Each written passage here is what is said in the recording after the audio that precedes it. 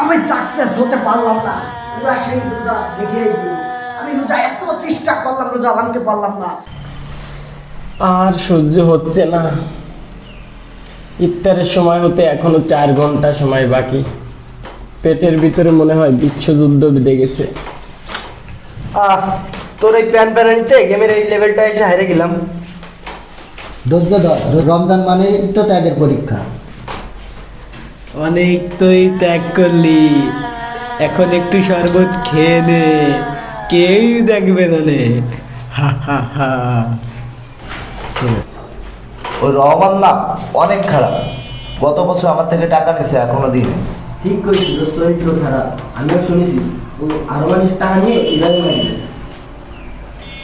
বল আরো বল, রোজা রেখে গিবত করলে রোজা শুধু উপোস ছাড়া আর কিছুই হয় না।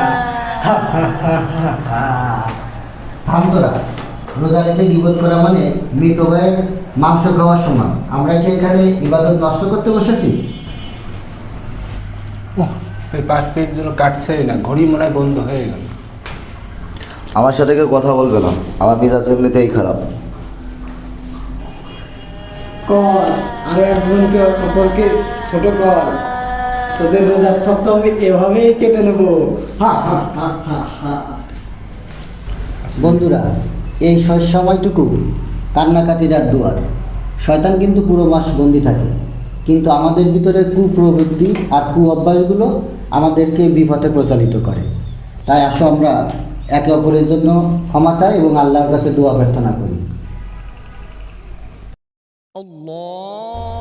আজাদ দিচ্ছে, ইনশাআল্লাহ আবার ইফতার করা যায়। ঠিক আছে, তাহলে শুরু করো বিসমিল্লাহ বলে। বিসমিল্লাহ।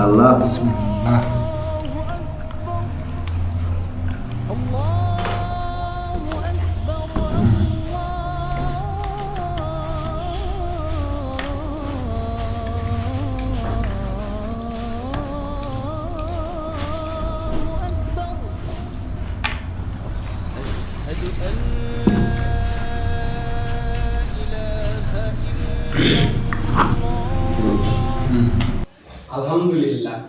দুপুরবেলা মনে হচ্ছিল পানি না খেলে মারাই যাব, কিন্তু ইফতারি খাওয়ার পরে যে শান্তি পেলাম, তখন চুরি করে পানি খেলে সে শান্তি পেতাম না। ঠিক বলেছ। আজকের থেকে আমি গেম আর গিবত দুটাই কমাবো। মনে রাখিস, শয়তান শুধু তোদের পথ দেখাবে, কিন্তু সেই পথে হাঁটবে কিনা এটা তোদের ব্যাপার। আমি সাকসেস হতে পারলাম না। পুরা সেই রোজা দেখিয়ে দিল। আমি রোজা এত চেষ্টা করলাম, রোজা ভাঙতে পারলাম না।